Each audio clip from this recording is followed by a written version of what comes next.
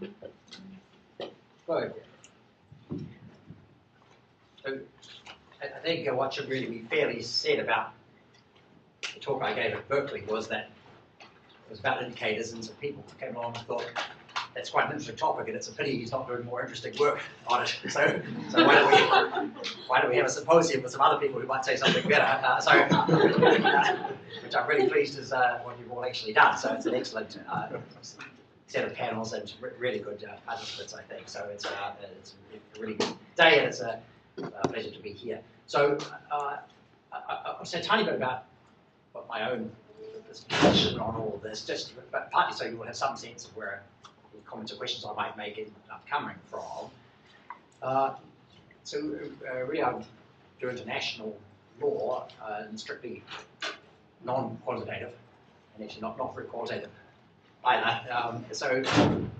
But we've had quite a big project at NYU and other places, just mentioned called Global Administrative Law, and the idea of that has been to look at the way in which power is exercised beyond the state in lots of different ways. Now, some of that's very obvious, the Security Council or World Bank loans or the International Olympic Committee deciding where to put the Olympics.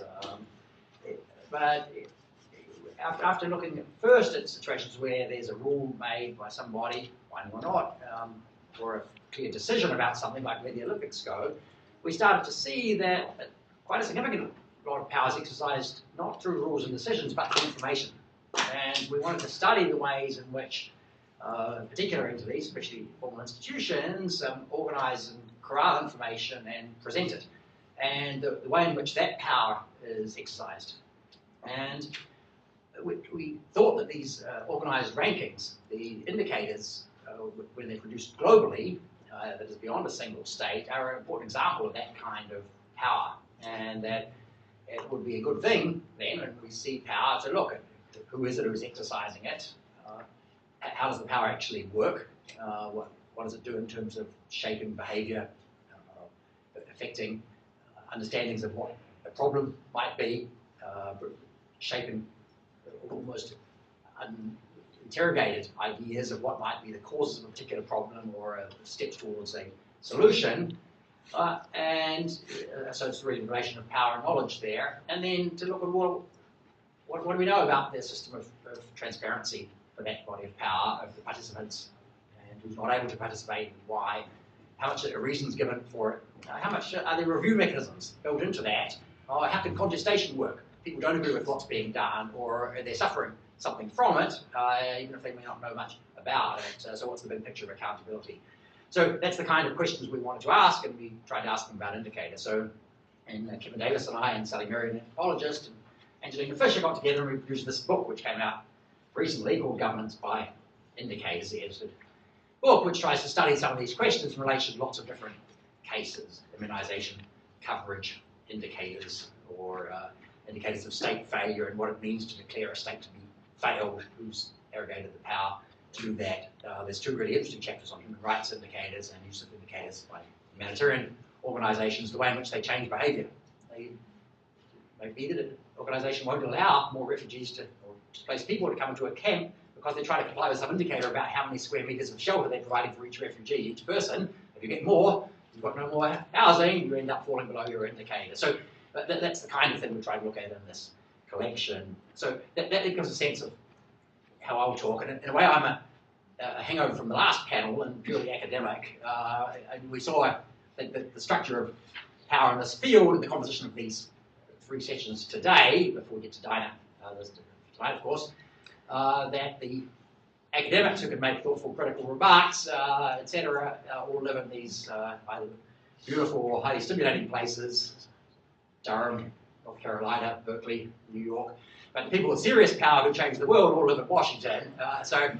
And we see here, after an embryo up, we turn back to the true forms of power, which at least in the view of the Berkeley Journal, the Washingtonians. I don't think it's the case that the Berkeley Journal takes the position that everything in Washington complies with the rule of law or good governance, but they think that all the people who really influence it live there. So we've got three of them on this panel.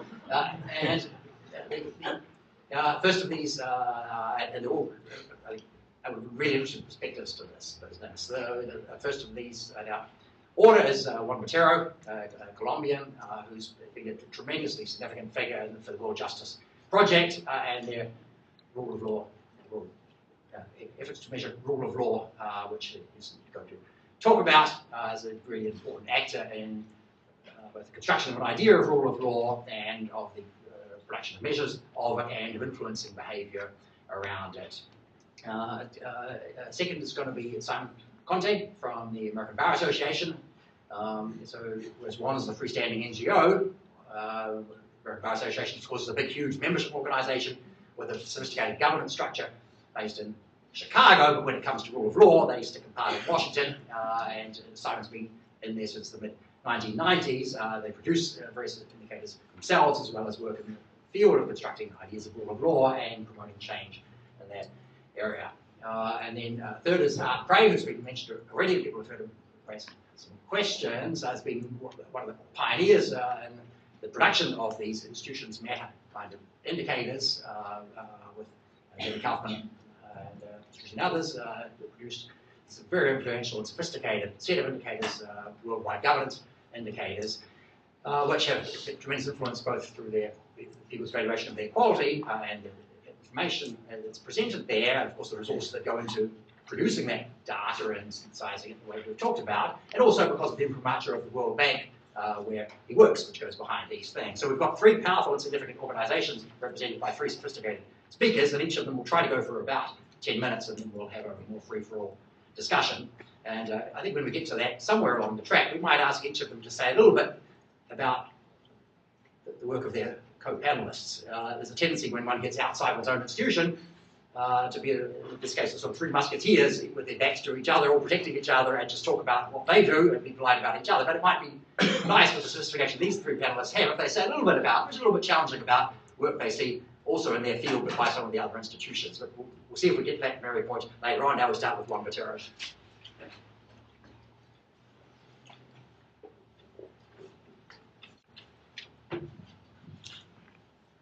Thank you very much, Benedicta. Thank you, Paul, and all the members of the Berkeley Journal of International Law for having us.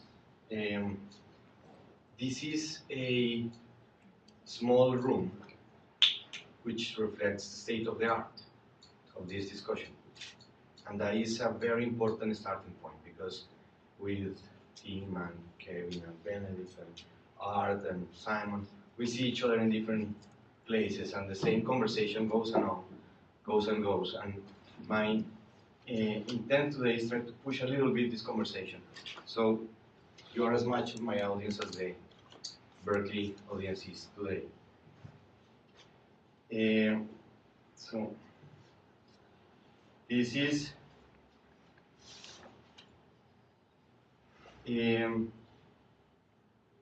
what are the uses of indicators in a paper that is forthcoming in 2013. It says 2011, but it's really coming this year. It's called, we say that indicators are useful tools to evaluate performances, to draw attention to issues, to establish benchmarks, to monitor progress, and to evaluate the impact of interventions or reforms, and we provide a number of examples of those different uses of indicators. Let's try to test this, and let's try to see if they really do this, and what else can they do and why they don't do it. I'm mostly going to speak about our own index, which was mentioned today a couple of times. It's the World Justice Project Rule of Law Index. This is an effort of 6 years now. Started 2 years developing the definition of the rule of law. We convened 2,000 people all over the world from more than 100 countries to agree on what the rule of law is. Then when we got a basic understanding, multicultural understanding of what the rule of law is,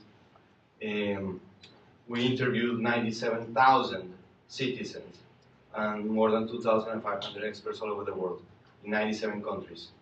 And the results are these, to quote him, glossy graphs in the report. But this is only the tip of the iceberg, and it is really a massive data set and has just begun to be explored. And it's only one aspect of the even much bigger data set that R has been producing for 20 years or 15 years. So those type of data are useful to these type of things. So this is an infant mortality and the rule of law, and we run a bunch of regressions on things, and you can analyze how, and eventually at some point when there's sufficient data, we may be able to understand how different causality works at different levels of development, and this type of complex academic that Kevin was mentioning before. This is just an example. It is not important the specific topic, but this is using the indicators as a source of understanding and producing knowledge. And that's one of the uses of indicators, and it's certainly widely used. And the most widely used is ART's worldwide governance indicators, and it is extremely helpful, as Kevin outlined before, in that regard. A second use, and I'll go to this later, this is an example. This is the president of Colombia saying that we need to advance reform in Colombia, because that's what Anne-Marie was referring to today, because we have ranked so low in the rule of law index. And in here, and all of these are heads of state or chief justices or ministers of a number of countries using the indicator in the same way, saying we are ranking well in these things, bad in these things, we need to advance reform. So it's basically an excuse for a policymaker that wants to do a reform to convince reluctant internal constituencies. So from that regard, it's not different from any other excuse. It's just convenient. In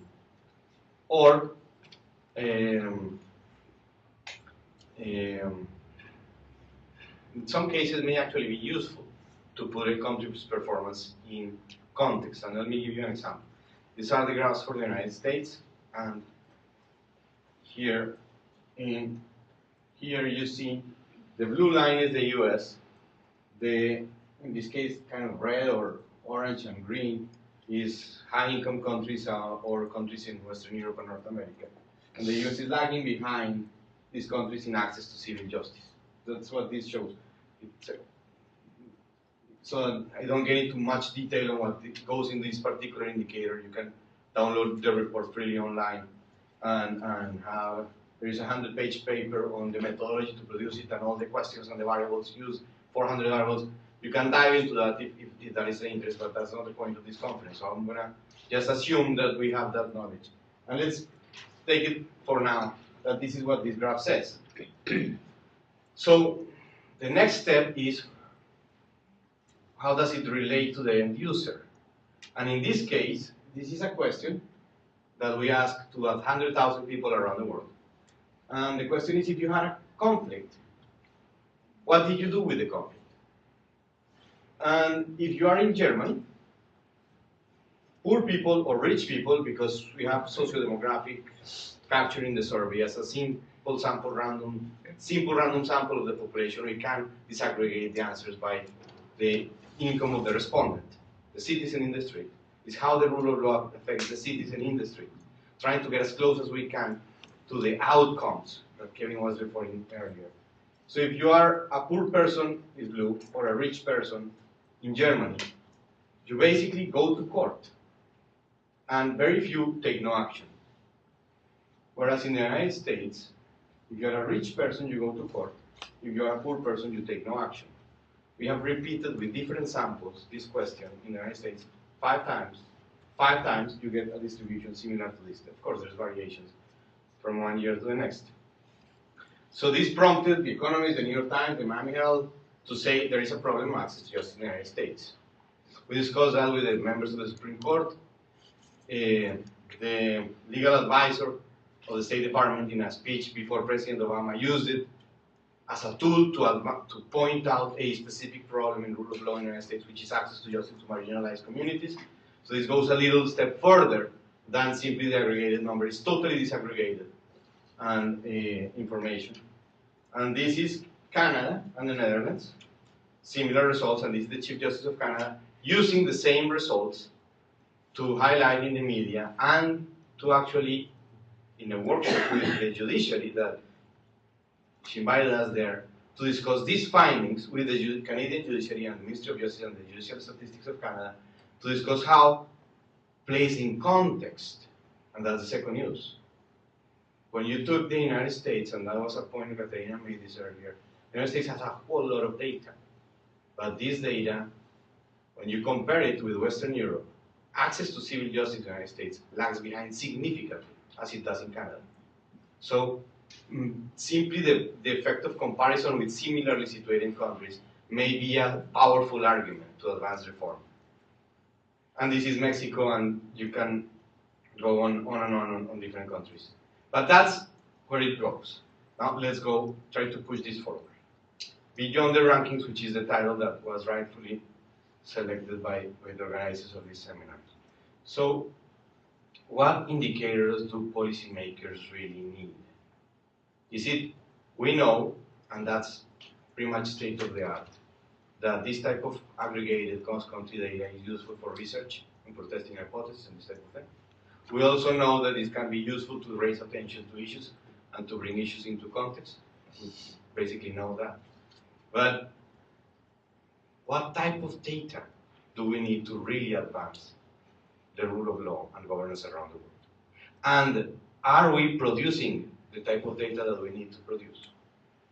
I've been in this business for 15 years. I started with the Doing Business World Bank, developing the enforcing contracts and the other indicators of that index. And after 15 years in this particular field of capturing economic type or social research methods type of data about the laws, my impression is that we are in an infancy. If you think about public health 100 years ago or 80 years ago, doctors didn't even know that they assumed that certain percentage of the population simply died in the first 5 years. It was only when reliable data was collected by the local authorities to measure, capture in the infant mortality rate, which is a single number that captures the quality of the delivery services, the health of the population, the food, the quality of the medical services afterwards, the quality of vaccination, captures a whole lot of dimensions that doctors realize that infant mortality rate should and could be advanced. As compared to that, this field is in its infancy. And that's why I started saying that this seminar is state of the art. Because the people that are producing, and we meet regularly with others that are producing this type of indicators. We do not have begun scratching the beginnings of having some real data to advance in this field. So the reality is, I think, that while data has become more and more available, the only reason, if you ask me off the record one day, why do I do this? Why do we do this? The only reason we do this is because countries don't do it. And they have incentives that, publish a book on incentives on countries to do this type of things. But if they really capture the equal access to justice of the citizens, or the duration of cases reliably, that piece of information is not available in most courts in the United States, let alone in Colombia, not even begin to think about Bolivia. And let's not go to Haiti, just in the Western Hemisphere. But if this type of information becomes more available, regularly collected, you can end up in a situation like the Argentine inflation rate, in which global indicators are only something external useful to keep local data honest. But really the strength of evidence-based reform and taking into account serious issues of discrimination of minorities are driven by locally produced data. That is not coming soon. So in the meantime, we'll have these global indicators, and I'm happy to answer any questions. Thank you.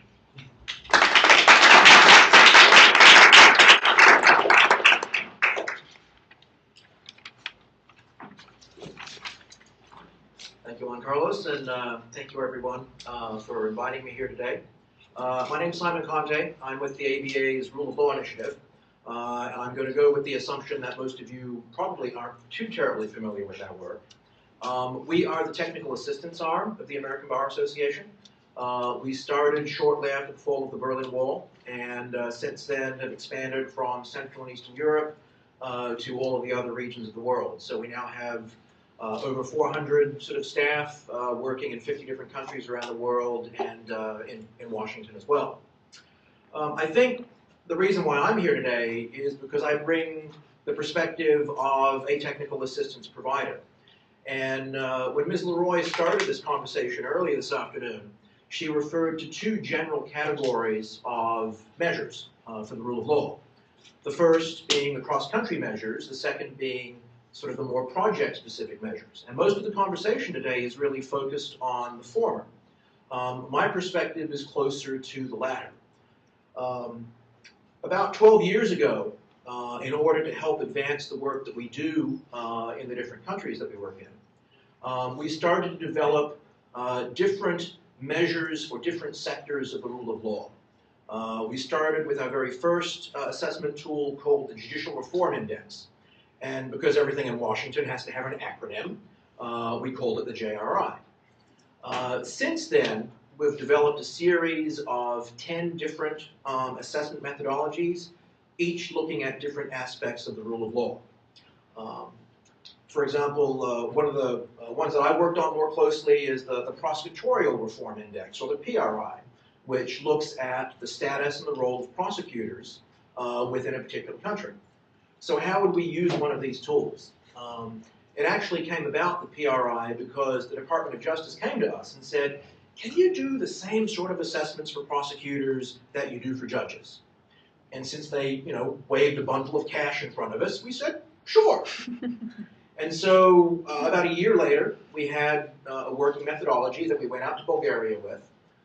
They had recently appointed a very reform-minded new prosecutor general who was very open to us conducting this assessment and had actually asked the Department of Justice to do something like this. And so we went in, did the assessment that provided us with a baseline of the strengths and weaknesses of the procuracy in Bulgaria, that the Prosecutor General then converted into a reform plan for the prosecution function in Bulgaria. He created a national PRI implementation committee to basically guide their reform efforts. Since then, we have conducted 2 subsequent PRIs to track the change over the past 7 years. He recently ended his tenure last month. The Prosecutor Generals in Bulgaria served for 7 years. So he recently stepped down as Prosecutor General, and about a year ago he asked us to conduct a 3rd PRI to assess the state of the reforms over the course of his tenure. So that's just an example of how we would use this type of methodology. Now, because we don't have sort of the statistical background that most here on the panel have, we are merely lawyers. And so we bring, for better or for worse, a lawyer's perspective to doing this type of analysis. So how did that affect our approach? Well, I think necessarily we ended up with a more contextual, a more qualitative approach to assessing the rule of law. As lawyers, we sort of have an aversion to numbers. I mean, we operate in the gray zone. I mean, if the law was clear, lawyers wouldn't exist. So we tried to make a strength out of a weakness, and we brought that sort of subjective analytical perspective to the rule of law to this endeavor. So I think that what we do really is sort of the flip side of the coin, for example, to what WJP does. We provide the ability to sort of drill down into a specific area of the rule of law, and to really, and using international standards, we're not just sort of making it up out of thin air, but we'll look at what the UN protocols are, the Council of Europe, the other regional bodies, best practices around the world, to devise a series of factors or indicators, and then assess to what degree do the country's de jure and de facto conditions comply with the relevant international standards to help guide future reform efforts. Well, this is sort of, one other point I wanted to make is that even though this symposium is entitled Beyond the Rankings, we actually don't use rankings at all.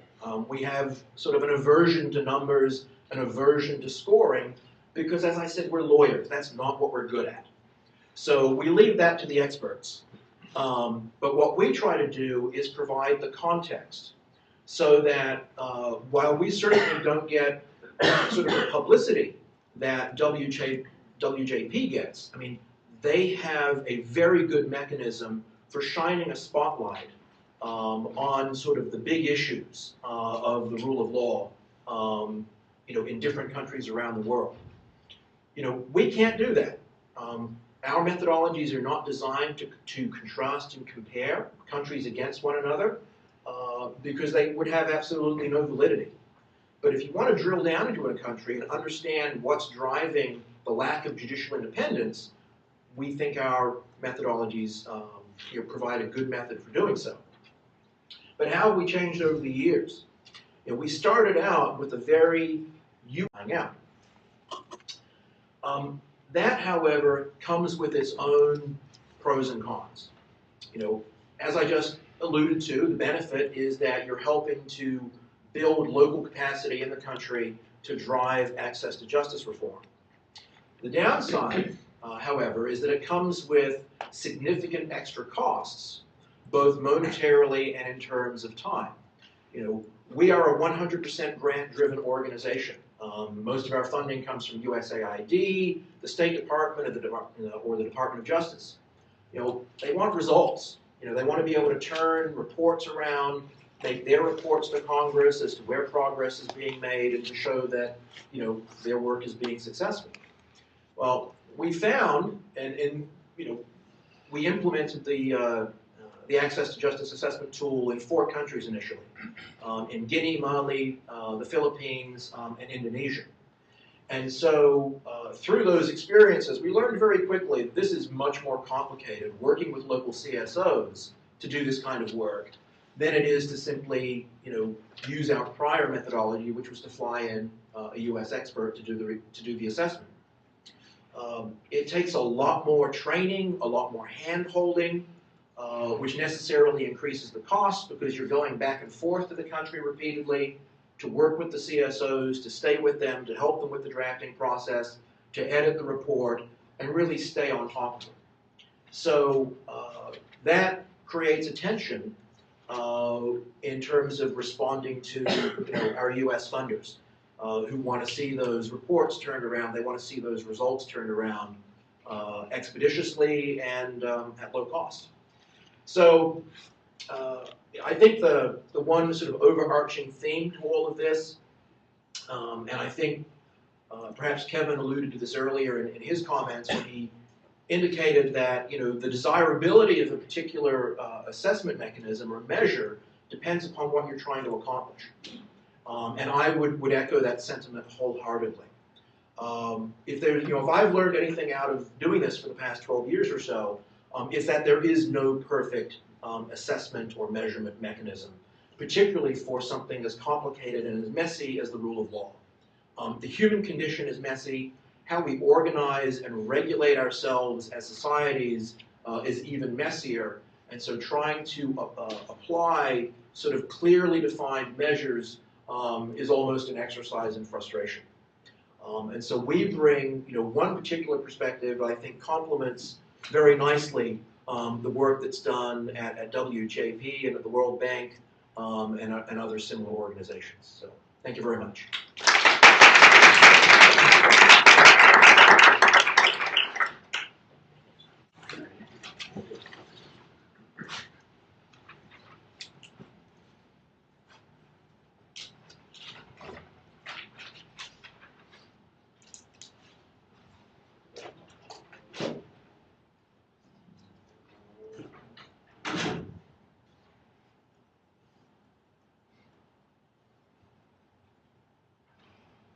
I'm suffering brain failure here, so I can't make these bigger. I know. What am I doing wrong here? It's down here. Thank you. Great. So thanks very much to the organizers for being here. I wanted to start by referring to the introduction that Benedict made, among other things, suggesting that one of the things that adds to the influence of the worldwide governance indicators, which is one of the things that I produce in my job in the research department of the World Bank, is the imprimatur. I'm not sure if that's how you pronounce it, the World Bank. So I wanted to show you all what the imprimatur of the World Bank looks like. So it's right at the bottom here. The auditors and do not reflect those of the World Bank, its executive directors, and the countries they represent. Yeah, it's all the way there. You'll also find that all over the website of the Worldwide Governance. Right, so what I want to do is to spend a few minutes to, I don't want to presume that people have seen this particular product before, so I want to say a few things about the Worldwide Governance Indicators, which is something that I've been working on together with Danny Kaufman and other collaborators since the late 1990s. And then I also want to say a little bit about where I think some of the new and interesting questions and issues are on the measurement side. So to start with the Worldwide Governance Indicators, these are cross-country indicators of 6 dimensions of governance. They cover over 200 countries since the mid-1990s. These are a distinctly unambitious exercise. Okay, what we do simply here is we take existing data from 30 different data sources, several hundred variables. We group them into topics that reflect a definition of governance that I'll show you in the next slide that we think is important. And then we combine them to come up with composite indicators. And as I said in my observation before to the previous panel, we also try to preserve the disaggregation of the data as much as possible as well so that people can see what the ingredients are. So these indicators reflect the views and experiences of many, many survey respondents and experts who are actually contributing to the information in the underlying data sources. So this is kind of a picture of what it looks like when you come to the website where you saw the URL here about. What are we thinking of when we think about governance in this context? So this is a definition of governance written by committee. So it was a committee of my co-authors and I who sat down in a Subways 14 years ago and took all the existing definitions and sort of smooshed them together. And the remarkable thing is how durable the ingredients of these definitions are, because I don't see much new or different or added or subtracted from these definitions over time. So we define governance as traditions and institutions by which authority in countries exercise, including the process by which governments are selected, monitored, and replaced. So there we have 2 indicators, one more about the democratic process, which is called voice and accountability, also a measure of political stability. The capacity of the government to formulate and implement policies. Here also we have 2 indicators, government effectiveness and regulatory quality. And then, this is sort of grandiose every time I read it, the respect of citizens in the state for the institutions that govern the interactions between them. And here we have rule of law and control of corruption. So again, just sort of a picture of what these things look like. If you can choose a country. So this morning at the airport where I had Wi-Fi, I connected and downloaded the graph for Bangladesh. You can choose different years. Here we're showing sort of 2011 and 2006 as the top and the bottom bars. And you can see the 6 broad topics here. One thing I want to draw and these are countries' percentile ranks. So 0 is sort of the lowest rank you can possibly have out of 200 countries, and 100 is the highest rank that you can have. One thing that, I've been saying the same thing for 15 years, and I say it with no less enthusiasm every time I say it. One of the crucial things that you have to keep in mind when you're trying to measure governance, the rule of law across countries, is that you'll get it wrong, right? Measuring governance is inherently a messy and inaccurate business. The question really for producers of governance indicators is what you do with that information. So what we do with that information is we try to present it as clearly as possible in the form of margins of error around the estimates of governance for a country. So these sort of ranges that you see centered on each bar indicate what comes out as the statistically likely range of rule of law or control of corruption based on the dispersion across the indicators that we see. So you can think about this just in terms of when you read survey data in a newspaper. They say, survey says that 47% of people like Mitt Romney with an error of plus or minus 3%, right? This is your error of plus or minus 3%, or whatever percent it happens to be. This is such an established part of sort of common discourse that people should be looking and calling and asking for these margins of error all the time when they see measures of governance. Okay, so why do we produce these aggregate indicators, particularly when there's this view that maybe we're losing information in doing so and that there's all these underlying indicators by themselves are more interesting? So we have sort of a very geeky, explicit rationale for doing so, which is based on the idea that these many different indicators of rule of law or corruption that you might come up with are all sort of noisy or imperfect signals of some underlying thing that is difficult to observe directly. So we think of rule of law as this concept for which there are signals that you can find in perceptions of fairness of the courts, perceptions of the risk of expropriation, perceptions of the risk, personal security or risk thereto. And the point of aggregation is to try to get a more informative signal about these broader concepts by averaging them together. And of course, as I mentioned just a moment ago, it allows you also to report margins of error that give you a sense of the extent to which there's consensus between sources or not. Of course, an important implication of these margins of error is that you need to be very careful not to overinterpret small differences within countries over time or across countries in indicators. So here's another picture just to sort of make that clear and remind you. So here is sort of a different view where I've just chose a bunch of interesting countries, rule of law in 2011, and sort of ranked from Finland that comes out very, very close to the top to Nigeria that comes very, very close to the bottom. Okay? The sorts of discussions that one can often have is, oh my God, how can it possibly be that the United States has worse rule of law than Finland? Or if you're Finnish, you probably say in Finnish, can't you believe how good we are? We're better than the United States, right? So those are kind of pointless discussions to have when you take seriously the fact that there are ranges of imprecision around these indicators. And when these ranges overlap, it's very hard to credibly use these indicators, at least, to conclude that there's a statistically meaningful or likely practically important difference between countries. Another thing that people might like to say is, hey, look at Italy. Italy falls below a developing country like Malaysia in terms of rule of law in these indicators. This is sort of shocking in some sense. Well, below, above, we're not really quite sure, actually, given the limitations of the indicators and when you look at sort of the fact that these ranges overlap with each other.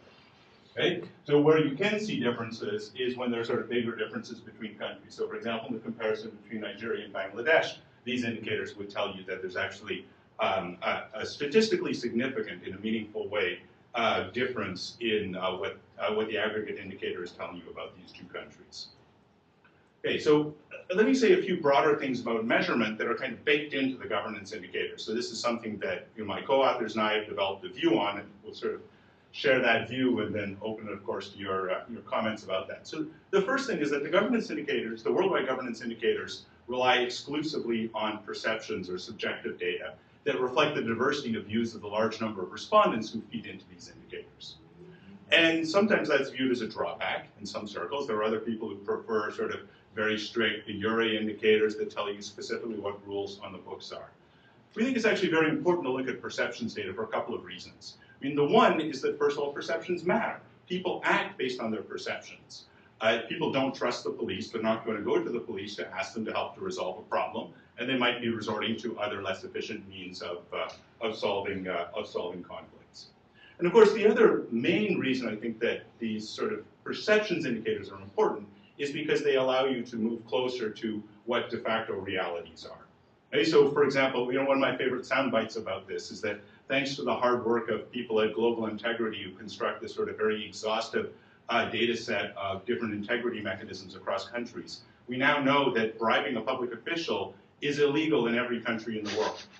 No, they measure, sorry, it sounds like I'm making fun of them. Absolutely not. They collect a lot of interesting data.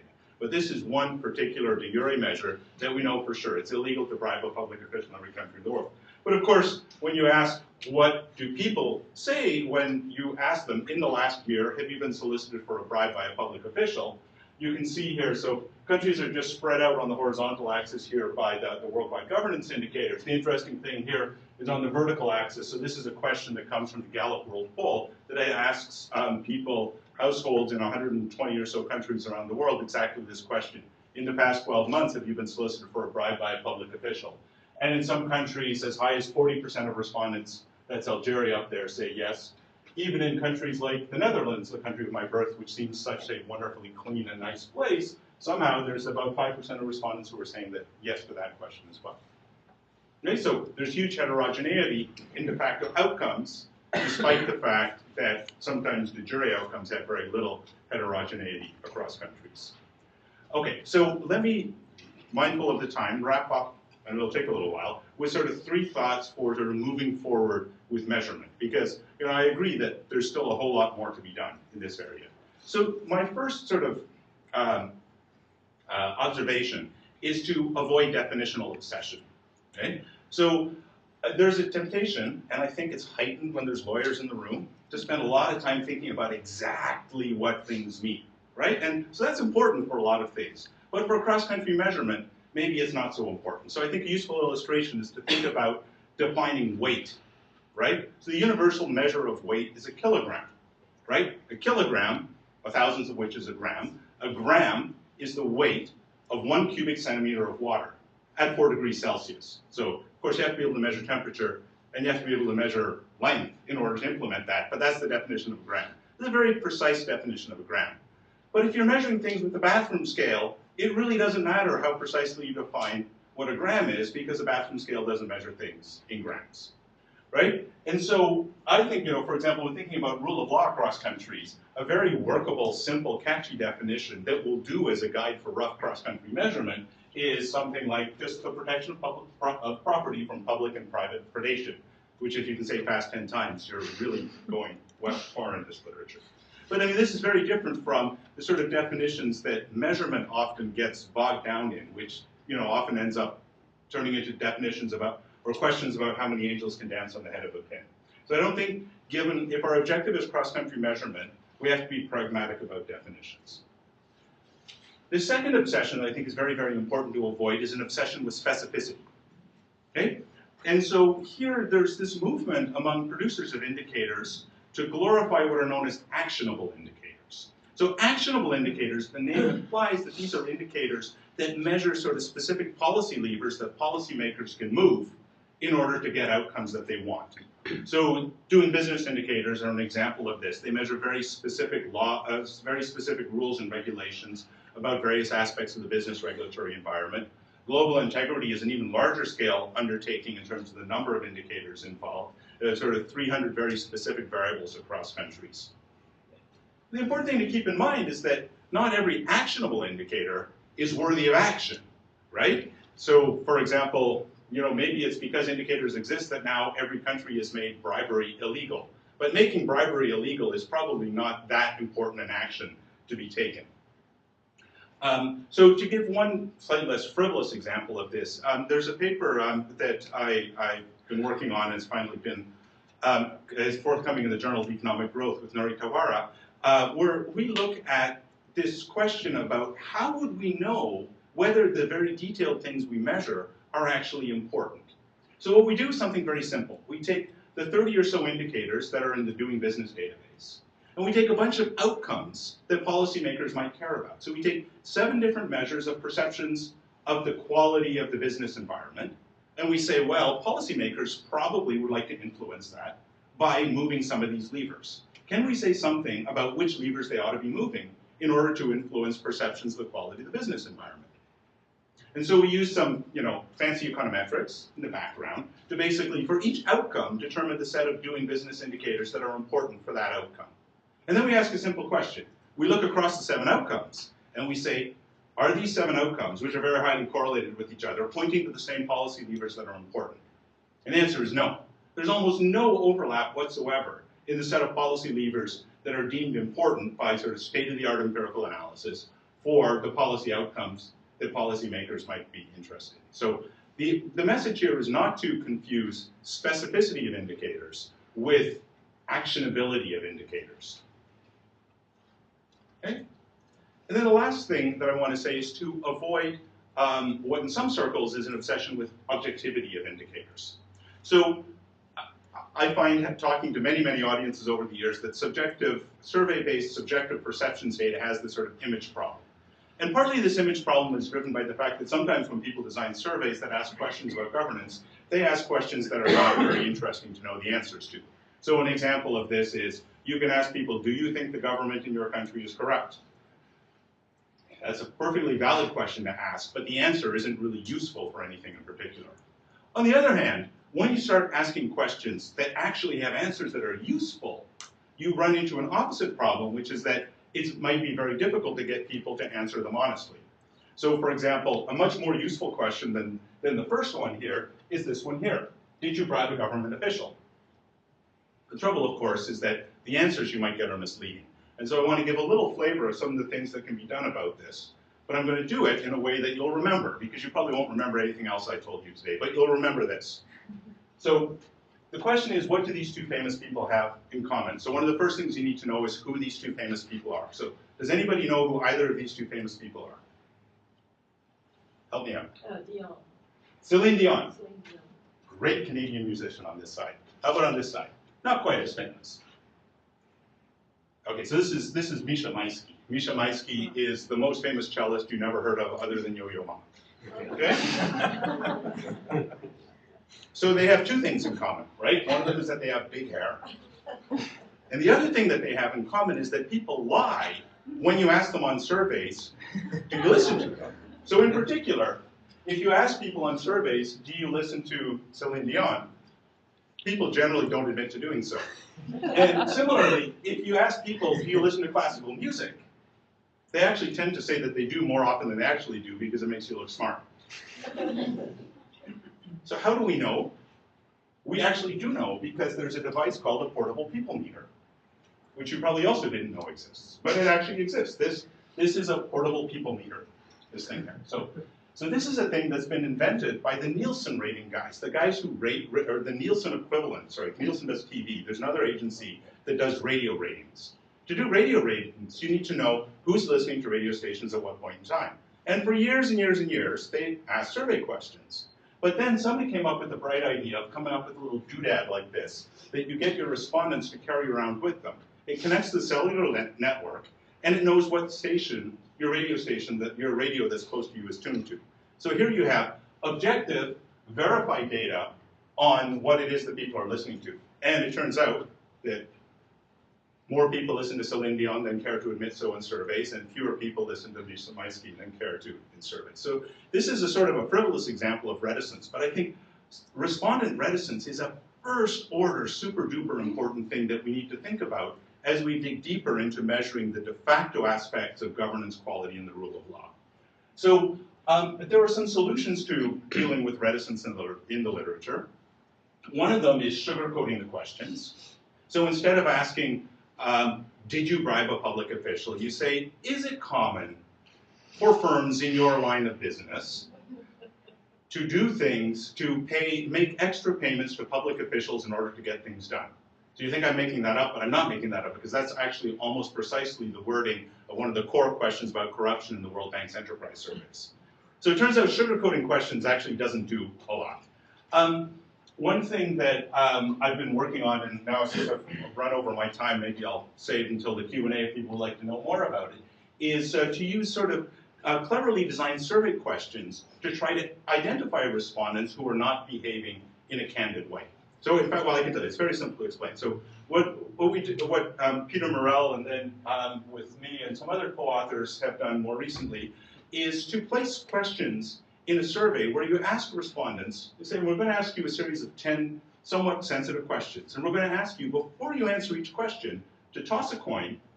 Don't show me the outcome. I'm the enumerator. You're the respondent. If the coin comes up heads, you answer yes. Whether you did the thing or not, you just say yes. If the coin comes up tails, you answer me honestly. That way, me as the enumerator, if you say yes, I don't know if it's because the coin came up heads or because you actually did the thing in question. Right? So you ask this kind of question, and so you would expect that for every one of these 10 questions, roughly 50% of people say yes, right? Because they should if they're following the instructions. The point is they don't, right? They answer consistently less than 50% yes all the time. And in particular, you can find individuals who, despite this random response structure, answer no 10 times in a row. And so when you think about the guy who's being asked sensitive questions, has the opportunity to camouflage his responses using this coin toss method, and doesn't 10 times in a row, odds are that person is not being very candid with you. And probably in the other questions on the survey is also not being very candid with you. And sure enough, that's what we find out. Another thing that may help a lot with looking, with helping overcome reticence is what's sometimes called do-it-yourself data entry. And here the idea, and this is now much more possible in field-based survey implementation, where enumerators are using tablets or laptop computers to enter responses in real time, is instead of asking, so, did you bribe a public official? Please put, let me enter your response here on a scale of 1 to 10, or however many times a week that you do so. Instead, you give the tablet to the respondent and say, can you please answer the question, press enter to clear the screen. Okay? So in psychology and some other applications, this seems to matter in sort of lab-based settings. We don't know yet at all whether this matters in sort of real-world survey settings, but we're actually running this in a World Bank Enterprise survey in Turkey in the hopes of finding out. We've randomized across respondents, and we're letting some respondents answer sensitive questions themselves, doing do-it-yourself data entry and others not. All right, so after all this, one last parting shot. So there's a lot of scope for improving existing measurement. But I would also say that we're not starting from scratch here. I mean, we've been doing this for a long time. And I think that sort of serviceable indicators already exist. I think we should be careful that when we think about where we devote our energies, that we don't devote all of our energies to further and further refining the indicators and lose sight of kind of the bottom bullet here, which is that the really big and important agenda is trying to understand better the social, political, and historical reasons why misgovernance exists. Okay? That's going to be informed by data, but it's going to require a lot more than just better data to do something about it. Thanks.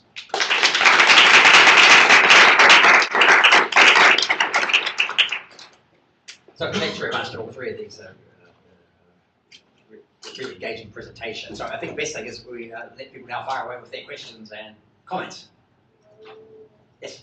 Yeah, I was wondering if any of you have insights you can share about cross-country comparisons, and if it is kind of similarly situated countries, how you define similarly situated countries. Okay, so but maybe the best thing would be if people can keep notes and we'll aggregate a few questions which they will carefully disaggregate when they answer. Okay. This is your chance to aggregate. Yeah, Kevin. It's a question for Art. This is a very sort of basic question, because obviously we disagree a bit in terms of our ideas, indicators, and so on. So I guess I'll just ask you to elaborate a bit. So you're saying the lawyers get too hung up on the conceptual precision and the specificity and the objectivity, because we've already got serviceable, though crude, indicators. And I guess my big question is, well, they're acceptable in service of what? So I'm not sure for what purpose you think this kind of cross-country measurement is being conducted. Is it for hypothesis testing, or do you think that the crude ones are actually useful to domestic policymakers, or is it mainly for people in the international organizations? So I'm just wondering, who are the audience for your indicators? Yes. This question is for Mr. Conti. Thank you so much for talking about your rule of law program and the capacity building aspects to it, the technical assistance. And my question for you was, you talked about kind of the tension between this deliberate process of capacity building, working with local organizations on the ground, but also this tension of the resource requirements and the restrictions, especially when you're working with the State Department, AID, and the Congress, which is increasingly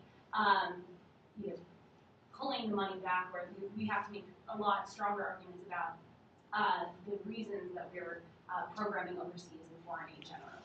And so my question for you is, there's such a focus on sustainability, right? It's a broader question of how you're building sustainability. What are some of the specific indicators that you've been able to find through the rule of law projects, particularly in DRC and in Afghanistan, if you're in Afghanistan, especially understanding that there's going to be a withdrawal when we have a great opportunity with all the funding that's there through foreign assistance to kind of transfer or pass on the baton to local organizations that can use to carry on work. Okay, so I want to add a question, then perhaps we'll take a round of answers. So I think what we have here is, of course, super sophisticated practitioners in this business who are very thoughtful. And so Juan Bratero said, well, yes, we're measuring and ranking, but this is very early stages. It's just like the beginning of public health stuff, and we should do this. But real stuff is all going to come, and if someone doesn't start, we'll never get there, but we would acknowledge we're only this to take place. So, Simon said, well, we don't actually rank anybody, and actually we don't really quantitate it, we just drill down, it's contextual, and it's kind of client-driven, locally driven, and all of that. So, and then Art says, well, yeah, we do produce numbers and ranking, but we don't tell them what to do. The real problems are there. It's other things. We just try to provide some data, and it's what it does. So I think in different ways, all of them are stepping one step back from saying we exercise power. We really try to get involved in things, and what we do matters. It changes behaviour. It changes, which is what problems are and their solutions, how people should be. I think it's at least plausible that these big Washington organisations are all exercising power. This kind of area. So I'd like to invite a little bit of comments as far as you want to about how you exercise power, where do you think you're doing it in a fair, just way, could it be reformed, etc. So perhaps one, you could start. Sure, I'd be happy. That's so easy question. I didn't expect anything less from you, Benedict. Let's start with the cross-country comparison and similarly situated country definition, because that helps to answer Benedict's question. So let me give you a couple of examples. When we met with the Chief Justice of Canada and the Chief Justice of all the provinces to discuss the findings, the point was to show that Canada, as compared to the United States, does better. And that pattern of comparison is different than comparing it with Germany, the Netherlands, Norway, Finland, Sweden, France, so on and so forth. So the normal, usual pattern of comparison of Canada, which tends to be the United States, is the wrong comparison. So the most similarly situated country in the world to Canada, which may be the United States, is not a good pattern of comparison. So in practice, that was the point. And now, when we met, and this goes super detailed, when we met with the Singaporeans, what country is similar to Singapore? No country in the world. Now, Turkey, judicial independence in Turkey, met with the Minister of Justice and the Chief Justice of Turkey. And I explained to them that our data says that they have a significant problem with judicial independence. And what the answer is, of course, by design. It is because Ataturk, 80 years ago, set the system that way because of these particular reasons, which, by the way, we're very proud of. So, what is the pattern of comparison? It's critical, and it goes back to Kevin. I want to remind the audience, so fundamental is what are the uses of brain, and the tension always for us is, for instance, in the statistical audit, we do similar things to our on margin of errors, and we publish a statistical audit that is done by the European Union, it's not done by us. But it's so complicated that only a very few people literally can read it, because it's complex. Understanding what the margin of error really is for a large number of questions, it goes again, is the tension between simplicity to produce impact. And what type of impact? What is it that we're trying to achieve? So, answering the cross-country comparability. Simple answers are, at this point we know, and I think the world knows, that simply disregard cross-country comparability or any type of comparability is not useful. What specifically is an indicator being used for what purpose and by whom to achieve what is the key to understand if this particular piece of data is comparable. So that's why indicators in a way are doomed. And this answers your question. The power that we exercise, the theory of change behind the World Justice Project is to be our honest broker of information. So we provide the data free of charge, all disaggregated millions of data points, 400 variables to the governments if they want to act on it. If they don't want to act on it, this information is available for the local constituencies, for the, and as well, really. There's no limitation for researchers or for civil society organizations or for business. Now, the risk there is you can take, and that's one of the perils of disaggregation. The perils of aggregation are clear. The perils of disaggregation is you can take one of our variables and you can use it 20 days before a campaign and impact the polls and impact who the president of that country is. That's the peril of this type of data, because you can have this type of power. So it's always a balancing act between trying to be useful, trying to be an honest broker of information, providing information honestly the best we can, not shaming and blaming. That's part of the reason why these graphs are very hard to read, because it is complex. Because if you simplify too much, what we tend to make it hilarious, which is move from 25 to 26.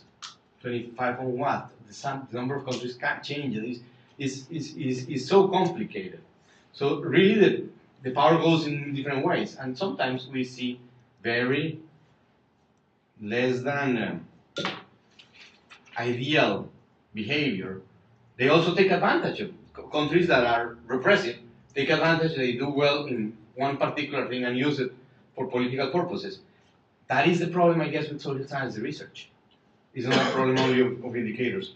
And if I may finish, I'm sorry I'm taking so much time.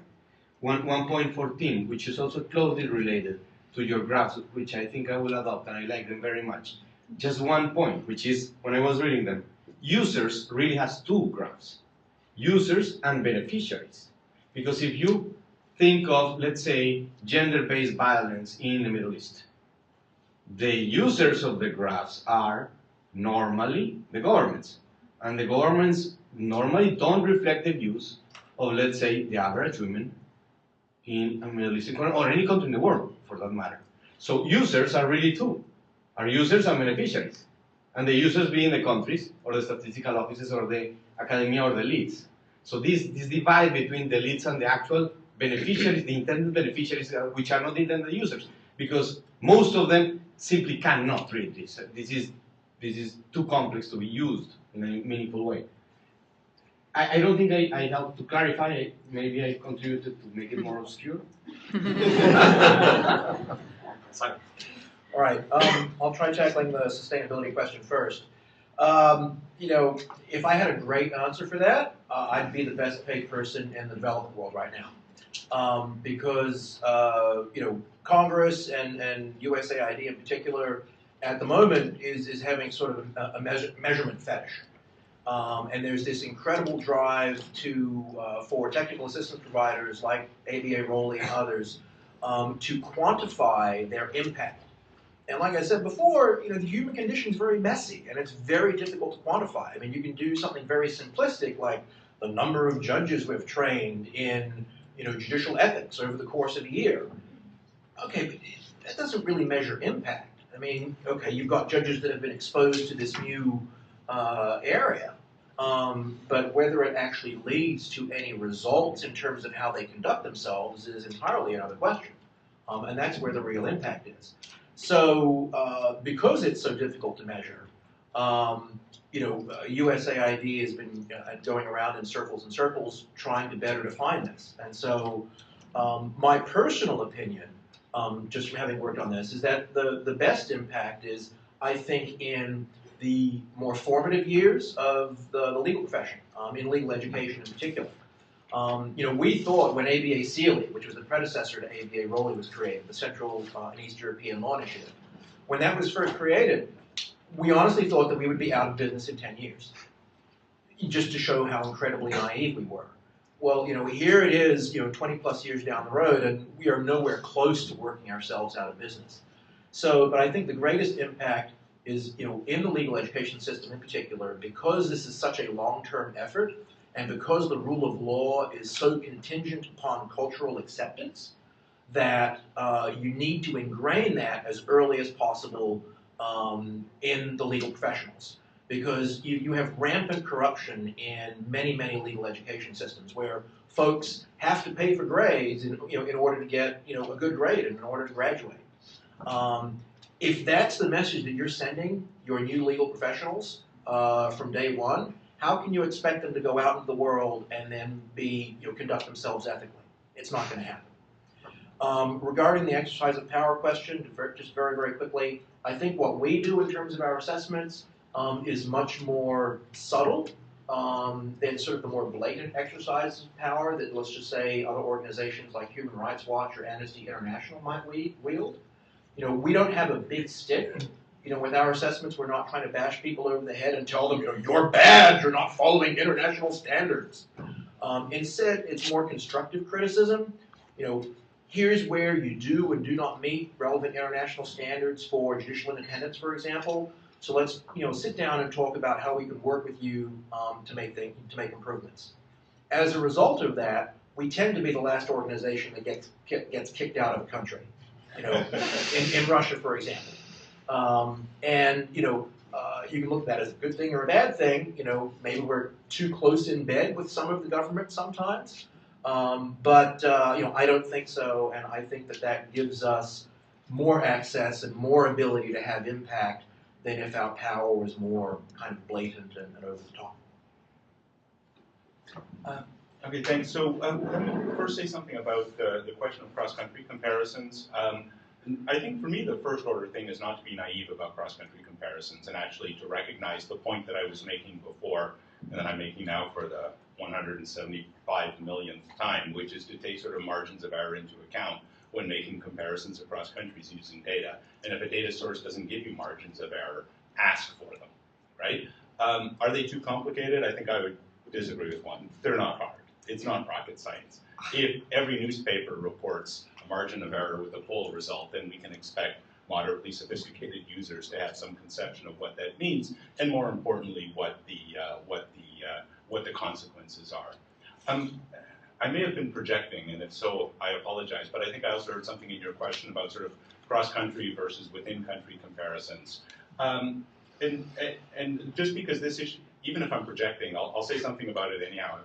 But because this has come up a few times, because there's sort of, so maybe I'm defensive, right, as a producer of a cross-country measure, but there's this sort of eye rolling that goes on of, oh my, I think even my esteemed chief counsel at the World Bank rolled her eyes when she said something about that earlier today. Heaven forbid they be used for cross-country comparisons, with the implicit view that somehow within-country comparisons are better, or the more disaggregated the unit, the better the comparisons would be. And I don't think that makes any sense at all. I think at whatever level of aggregation you're making, aggregation in terms of communities, states, provinces, villages, countries, whatever it is, that you have to worry about confounding factors. I mean, let me give you reduce it to the absurd. Suppose we're going to make a comparison of rules across families, right? That's about as disaggregated as you can get. And let's think about the very particular rule, which is the rule of what time kids should go to bed, right? So you can collect data on this. You can go to different families, ask what the rule is for bedtime, and then you do this comparison across families and say, oh my goodness, this is a family where the rule is 10 o'clock, and this is a family where the rule is 7 o'clock. And of course, that comparison, what do you need to control for? You need to control for the age of the kids, right? If you don't control for the age of the kids, that comparison is just as meaningful as a cross-village comparison, as a cross-province comparison, as a cross-country comparison. So there's nothing intrinsic about disaggregation that makes comparability easy. I think that's something important to keep in mind. Kevin, an apology, and part of this is because, when you make slides on the airplane, then you don't do them as well as if you did them with a little more leisure, right? So that first bullet really should read, many serviceable in cross-country, that's the missing word, indicators of governance and rule of law exist. Okay? Now the reason I put that in is important. One is to emphasize that that's what I meant. And the other one is to say that that's a really low bar, right? Because cross-country comparisons can afford to be fairly broad because we know, you can only go so far in terms of making accurate comparisons across countries. So serviceable, well, serviceable for somebody who would like to have rough ideas of orders of magnitude of differences of governance challenges across countries. You can come to the Worldwide Governance Indicators website and see it. You can look at funds data and see that. You can look at a variety of other places to see it. So it's serviceable for people, whoever those people happen to be, and for whatever purposes that want to make the cross-country comparisons. If you are in the position of saying, I'm a policymaker in a given country, and I would like to evaluate the effectiveness of a particular reform that I'm contemplating, the last thing you want to look at are cross-country indicators, because they're not designed for that purpose. I mean, this is a disclaimer that we repeat over and over in the various papers we've written about the indicators. You want to design an evaluation mechanism that is commensurate with the policy intervention that you're trying to evaluate. And there, what you use is probably not going to be cross-country comparable, because that's not the point. The point is you want something that's comparable before and after the intervention, and hopefully also in a control group, so that you can say something about what the effect is. Okay? The question about power. So I want to come back to the imprimatur of the World Bank and remind you that I'm going to speak about my personal exercise of power in this, which is nil, right? Nil in the following sense, and this is important because I think it's, and this is part of a thing that's been sort of bothering me all day in terms of how people think about indicators. There's this temptation to point the finger at the producer of the indicator and ascribe all evils associated with the use of that indicator to the producer of the indicator. But let's be very precise. The Worldwide Governance Indicators are a research data set that are produced by some researchers at the World Bank. They bear the imprimatur of the World Bank, which we know exactly what that means. And they're not used by the World Bank for any official decision-making purposes. When does it become an instrument of power? It becomes an instrument of power when somebody chooses to use the indicator to exercise their power. So in this particular case, US Millennium Challenge Corporation has an indicator-based set of standards for eligibility for their grant aid programs. 4 of the 16 or 18 indicators they rely on now come from the Worldwide Governance Indicators. That's a use of indicators to make a decision. You'll call that the exercise of power. But that's something that's separable from the production of the indicators. This is not because I want to disclaim, myself of any responsibility for how indicators are used. I just want to distinguish between the production of indicators and the use of indicators, because I think that's the most relevant thing in terms of thinking about how indicators, are used in the exercise of power. So I think a lot of people would say this is a very fair answer for the government. Cray had said it, which has been scrupulous, I think, in all these things, in which the error bars and the confidence intervals and so on have been very carefully explained. On the other hand, we very frequently see even their material circulating with all of those stripped off. So an error bar is nominal. His graph has the error bars. Many times you see the same thing with no error bar. But I think we turn to the doing business indicators, also World Bank Group, although with a different imprimatur, a different kind of producers.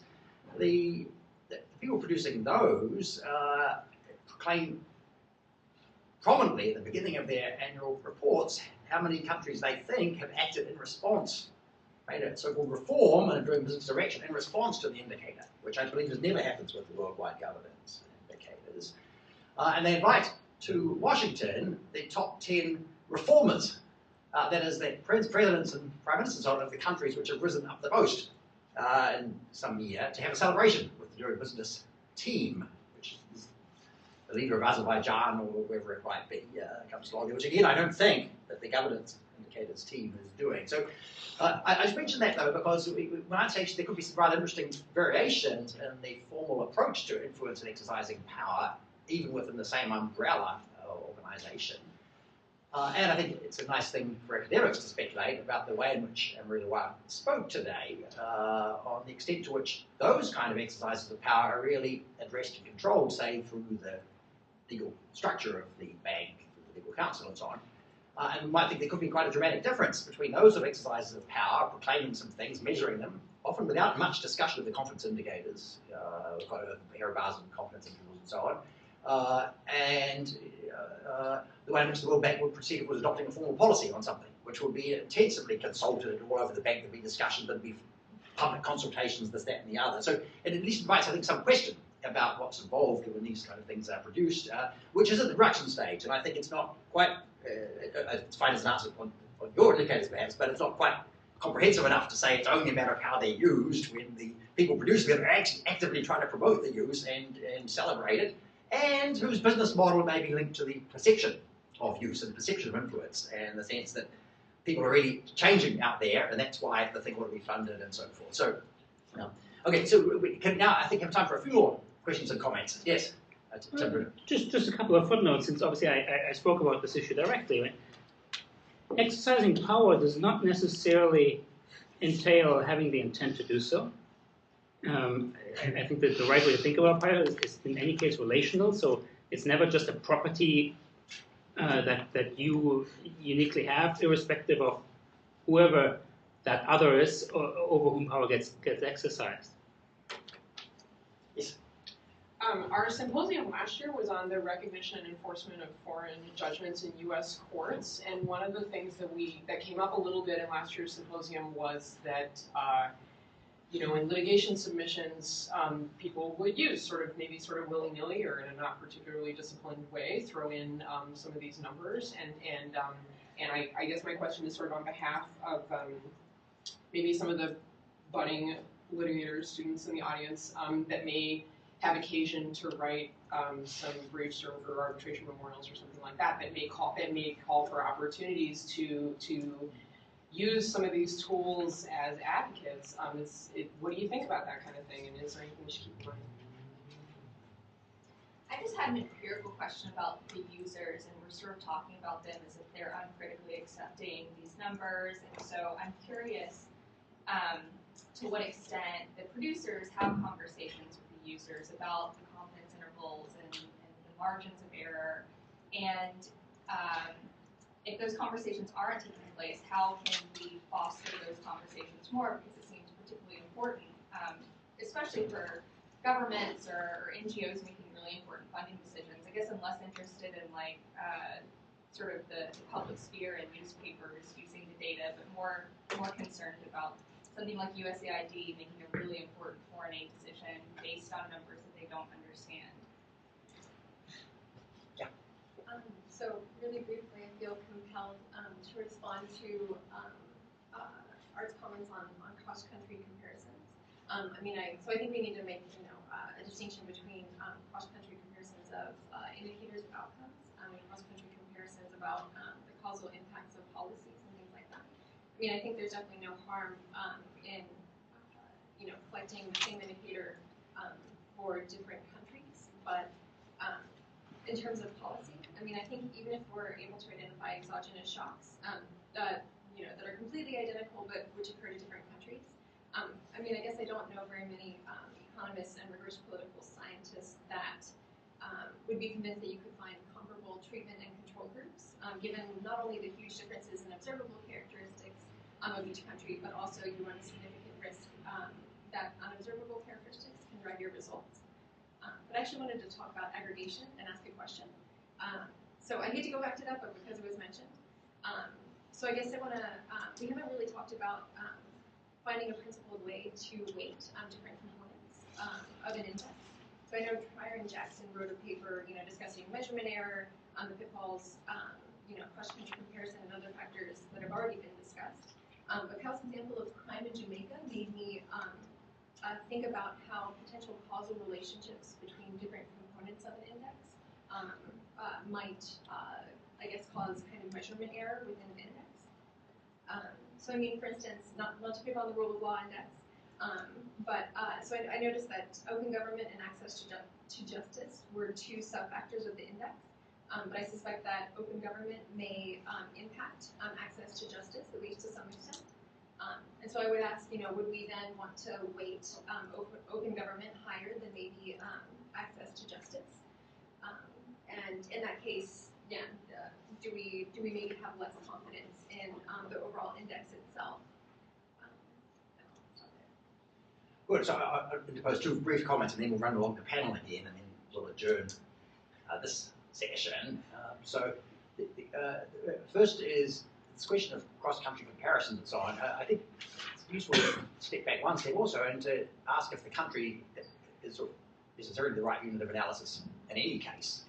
So of course it's plausible that you could compare the states or the villages, but we tend to assume that because of the way international law is also the ontological importance of the country, and that's become absolutely standard in a lot of these practices. But we might think some sorts of important behaviour and flows of power are really not grouped by country at all. And at the moment, there's almost no culture of trying to measure those in terms of rule of law or good governance. It's raised indirectly, but it's perhaps something as we think forward, it's worth thinking about. It's going to come back to something already said before on that. Second is specifically on this question of courts. It's a great topic for all students to try to look at the ways in which indicators, quantitative measures of different sorts are beginning to appear in national court decisions in countries where courts are important in those ways, in tribunal decisions or in arguments before tribunals, investor state tribunals, for example, in UN Human Rights Committee and the equivalent other treaty bodies, reporting, etc. So we only see a few glimmers of those, but there are glimmers. There was a little discussion in a US court, the question of whether the Argentine central bank should have immunity from enforcement of a big arbitral report against them, whether could we say the Argentine central bank was really independent. And the court talked about it, didn't do it, but talked about the question, well, we have to worry if it's not independent, maybe it's not a central bank, maybe that we look at the indicators, the index of central bank independence, which some academics produce, as a way of telling us whether it's independent enough for that purpose. They didn't do that, but that idea was raised, and I think we begin to see that as a glimmer of what begins to happen. So that's my research note for those looking for research topics who are law students. So why don't we start again with you? Thank you, Benedict. The conversation between users and producers, Tim, this also goes to you. Some of the changes that we took 6 years to produce this product. Now we're going to replicate it every year, but we are moving into a second layer of products. One is we're probably moving into every 2 years a survey of the general public, that answering this morning, and which is less than ideal. Ideal will be every week, but we cannot do it. And the second is to produce a whole different layer of products, which is disaggregated topical reports, so that the exact same information can be put in different ways, so different types of users have different access. So we can have, and we do, very sophisticated conversations with the head of the statistical division of one country, and go into the margins of errors and different types of error for different types of question, and different sources of error that don't even go factor into it, and that's very complicated. Or we can also have conversation at different level with different products for different users. That's where we think we're moving. Aggregation and weight. The best work that I have seen on that is on what the World Governance Indicator design was very clever for aggregation of different sources for different countries. It's perhaps the best methodology for that. Now, the problem remains that these different sources for different countries, and there's tons of literature, and we can discuss for hours on that. But the best work for the purposes of what we do, at least, because I don't think you can do that better. The best is the work that the OECD and the European Union, because both organizations compare countries all the time. They produce a handbook on composite indicators, which goes into the details of data collection, weighting, normalization, standardization, aggregation, and presentation of the data. Each one of those stages, and what are the options, and what is a good practice, what is a bad practice, and depending on what purpose. And this is the same unit, which is the statistical unit of the European Commission, that produces the statistical audit of this index. The results of their analysis, which are published here in the book, indicate that all the factors have reasonably equal weight, and they could be aggregated. Now, they are not. We don't aggregate them, because we see them as independent dimensions of the rule of law. Let me give you one example. A free press is a dimension of free speech, and as free speech is a dimension of fundamental rights. But it's also a dimension of non-governmental powers on the government. So it goes both, in fact, in the band 1 of the index and in band 2. Therefore, they are independent measures.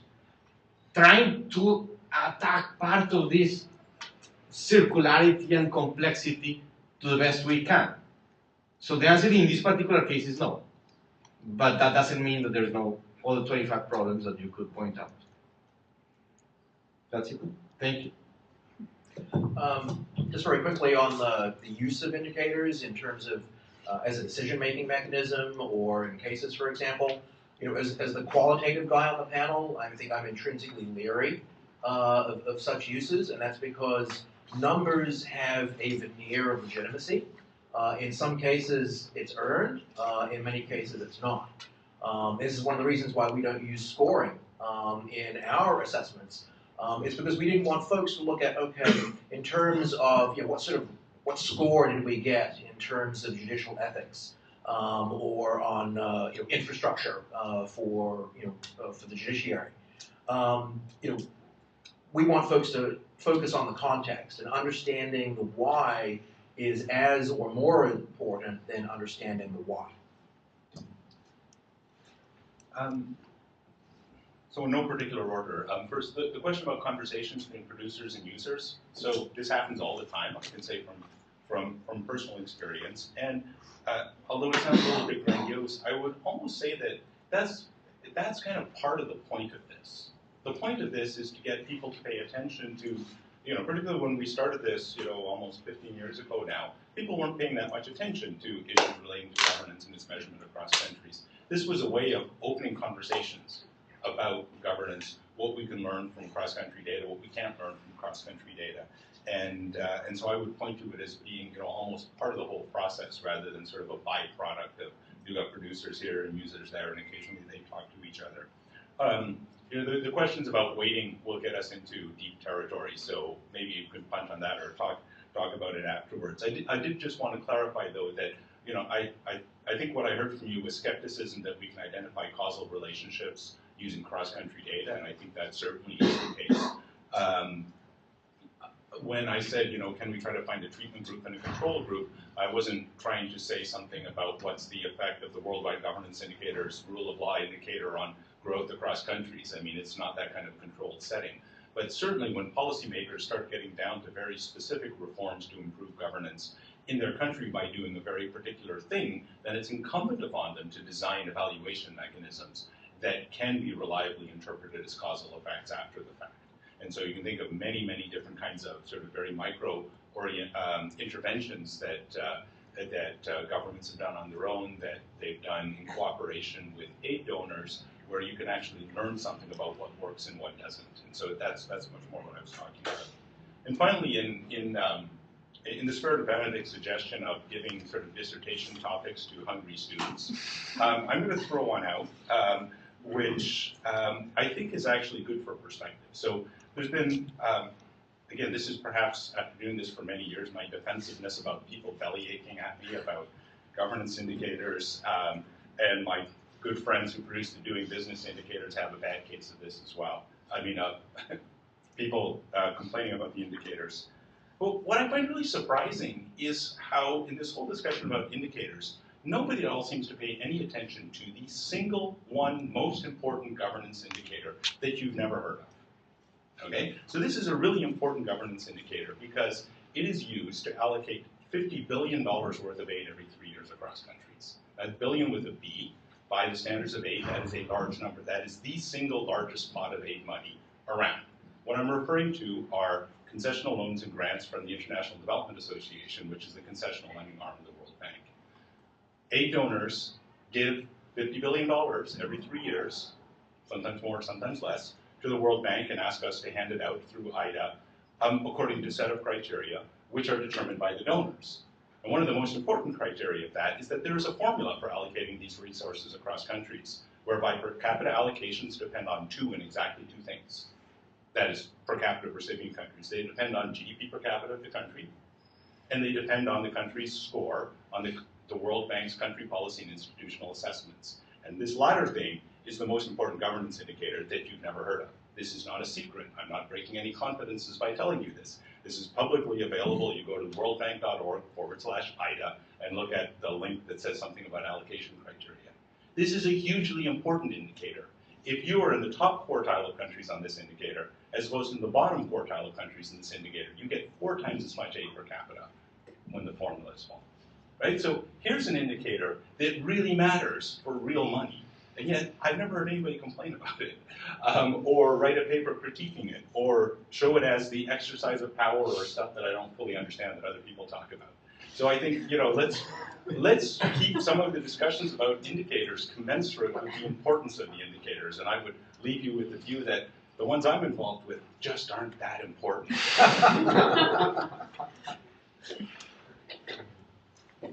So it's been a really inspiring set of sessions for everyone in the last two panels, and I think a real tribute to the journal as the quality of the whole organisation of it. So it's a real pleasure to thank Paul, Katie and Valentina and the team who've worked along with them on behalf, I think, of all of us and the Institute and the rest of the journal and people Berkeley for hospitality. So I think with that, our little part of this is a journal. I'd like to say one word, since probably on this panel East, I'm the only one who would have met Steve Rosenfeld, but he was really a remarkable person, and it's really an honour and pleasure for those of us who know him or know about him to be able to do something in honour and celebration of him. So thanks for inviting us with that respect, and I'll give it now back to the organisers to tell us what to do, when, and maybe even why.